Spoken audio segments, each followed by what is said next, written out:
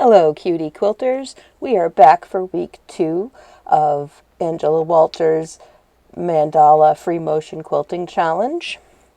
And this video is going to be a little bit different because for this challenge, Angela Walters has called it a choose your own quilting adventure because she's giving us several design options for each section and we get to choose what we would like to do. So I'm going to show you how I audition different quilting designs and decide not only which designs I will use, but also the quilting path. So the first thing that I do is I set up my quilt on the frame to determine where I can reach in my frame with my throat space and the width of the frame. So that's what you see here. I have my quilt loaded in so that I can get the next ring that we'll be working on in week 2. Here you can see I've outlined the areas that I will be able to stitch in this hooping of the quilt. So this tells me exactly how I can plan my quilting path around the center.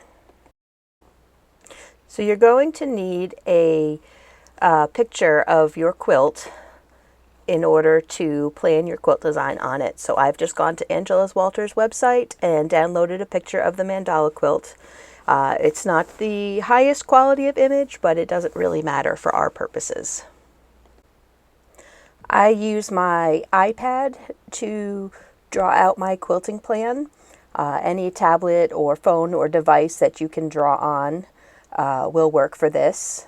You will need an app that allows you to draw, and it will be very helpful to have one that allows you to use layers. And I will show you why as we go forward in this video. So on my iPad, I use Procreate. It's not a free app, but it's been well worth the $10 I spent on it. There may be free apps that you can use. I haven't really tried any. And also I believe Procreate is Apple devices only. It doesn't work on Android devices, but I believe there's an app called Sketchbook that will work, so you might want to give that a try. As for styluses, you don't need anything expensive. I do not have an Apple Pencil because my iPad is too old for it. I just use a regular stylus. I'll put a link in the description box below of the stylus that I have. So first I want to apologize. I tried very hard to find a way to record my screen on the iPad and show where my cursor or where my stylus was tapping on the screen, and I could not find a way to do that. So hopefully you'll be able to follow along without that. I'll try to explain exactly what I'm doing in each step. So here's a quilt I have loaded into Procreate. This is not the mandala quilt, obviously, but it's another quilt that I used Procreate to audition different quilting designs on, and I just want to show you why it's important to have layers for doing this.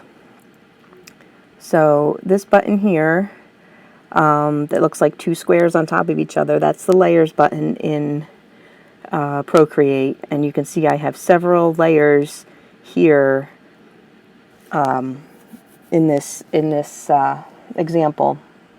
And what layers allow you to do is you can turn each layer individually on and off to show or hide, and it won't affect any other layers. So let me show you an example.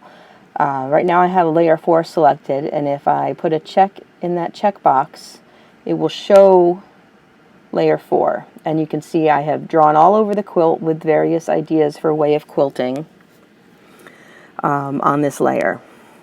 Now if I go ahead and hide layer 4 again and show, for example, layer 16, you can see a completely different drawing on the quilt now. So you can use layers to audition different designs simply by creating a new layer for each new design, and you just have to make sure that you keep the photo of the quilt in its own separate layer, and then you can always go back to that one untouched photo. So another thing I do with layers, as I'll show you with layer 6 here, is I'll draw a grid on my quilt that represents my quilting area on my machine, on my frame, so that I know exactly how far I can quilt in each hooping, so that I can determine the most efficient quilting path for when I need to shift my quilt. Alright, so let's look at the mandala quilt.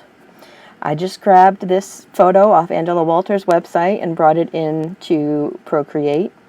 It's not a very high definition photo, so you'll see as we zoom in it will get a little blurry, but that's okay because, you know, we still get the idea of what we're doing. So, like I said, Angela Walters gave a few different suggestions for designs that you could use in week 2. And what I decided to do was this combination of designs. So I'm doing some echoes in these orange pointy shapes here. Let me circle it for you so you know what I'm talking about. I did some echo points in that shape there, and some continuous curve here, half feathers here. It's hard to tell at this level, but these are 2 echo lines with circles in between. These are wishbones, and these are some stitching along the lines of the different colors and then putting some pebbles into that teardrop shape. You can definitely get more information about all those design options through Angela Walters' video. I just took examples straight from her to decide how I wanted to quilt this.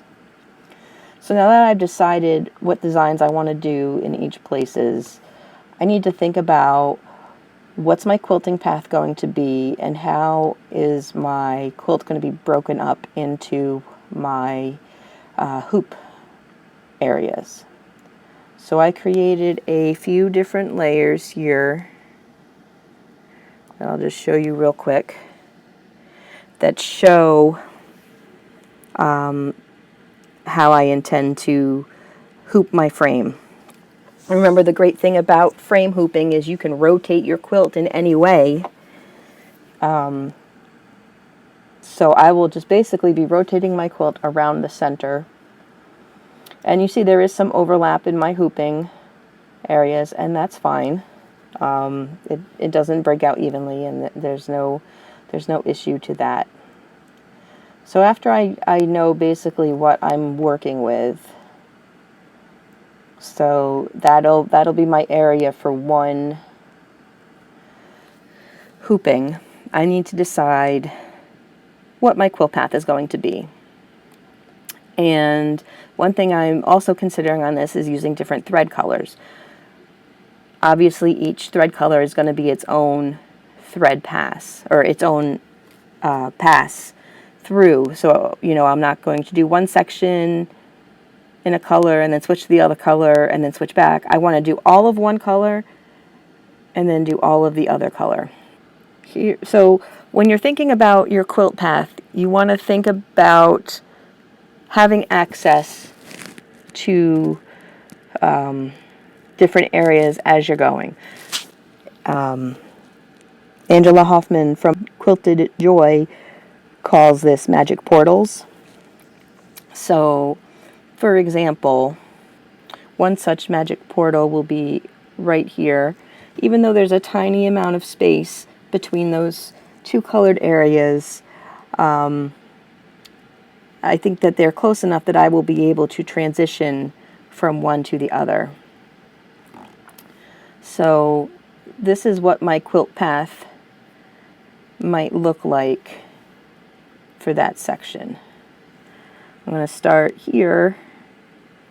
I'm going to start here for my echo, come up meet that point, and that's where I'm going to enter into this kind of arrow point shape and do my work there. I might start by stitching around it.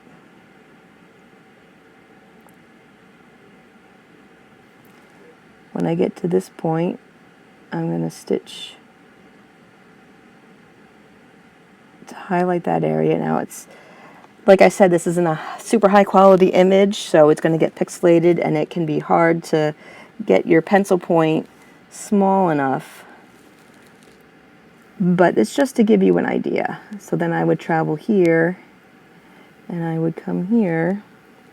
And now this is the time I'm going to take advantage of being here to do this teardrop. I'm going to outline it, and then I'm going to do my pebbles.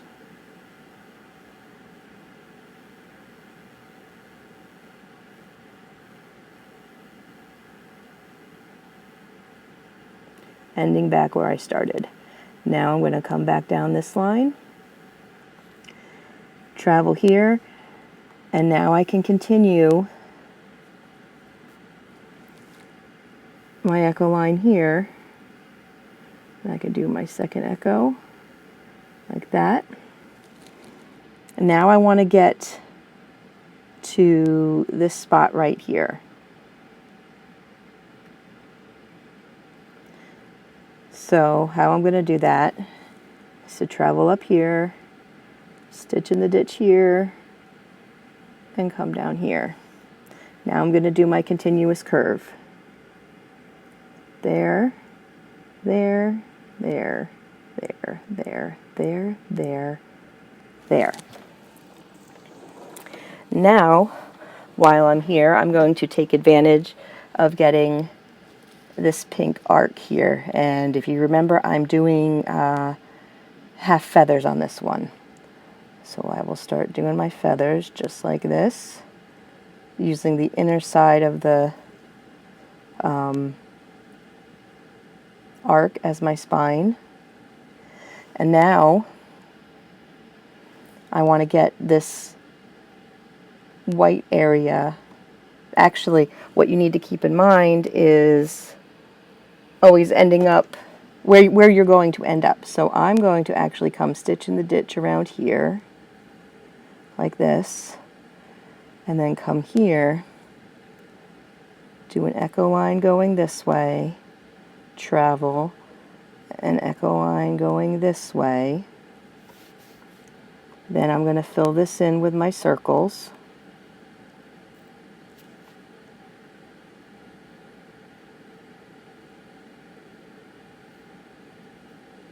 Just like that.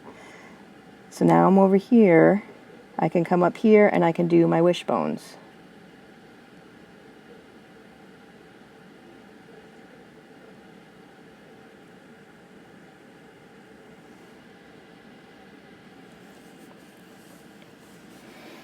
And now I'm ended up over here.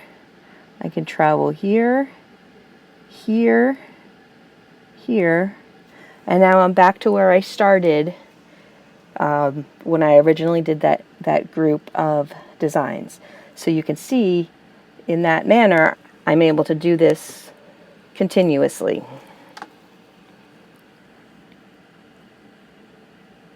Now I should have done that in its own layer, but I didn't, so I'm just going to undo all that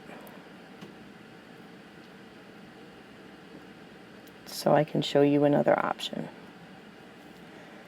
Let me make a new layer to do it on. Okay. So now let's say that I chose to do the white areas in white thread and the colored areas in the pink thread. So what I would do is I would probably start with the white thread because it will blend in easier on the traveling, and then I can go over it with the pink thread. I think that will look better than trying to go over pink thread with white thread. So I'm going to start in the white areas. I'm going to start, where does my thing start? It starts right here on the corner of that arc. That's where I'm going to start with my white thread, and I'll start with my continuous curve. there, there, there, there, there, there, there, there. Then I would travel up here and do an echo line, travel, another echo line, and do my circles.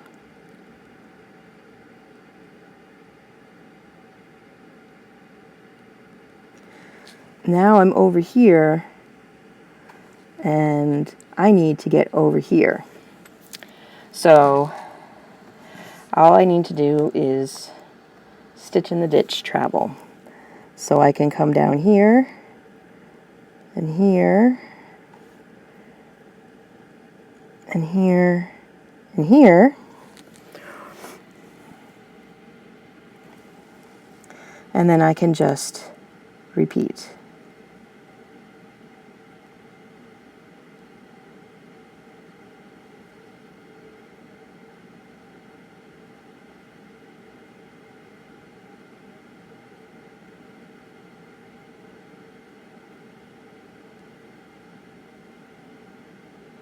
And then I would keep doing that for as far as I could in my throat space.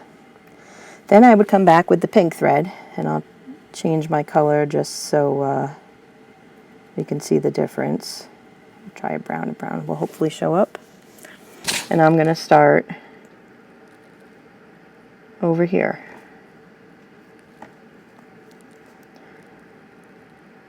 So I'm going to do my echoing. And then while I'm at this magic portal here, I'm going to do this shape.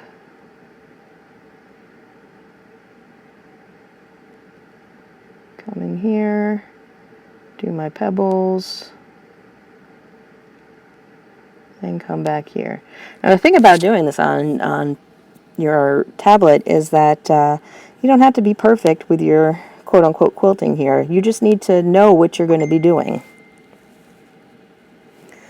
So now I'm here, and I want to get to here to do my feathers. So I'm going to travel here, here, and I can travel up here. I could also travel on the lower side if I wanted to, but I do already have the white line there. And then I can just do my feathers.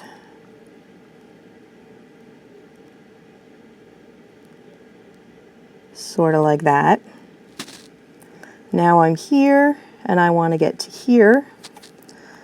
So I just travel up, and then I can do my wishbones.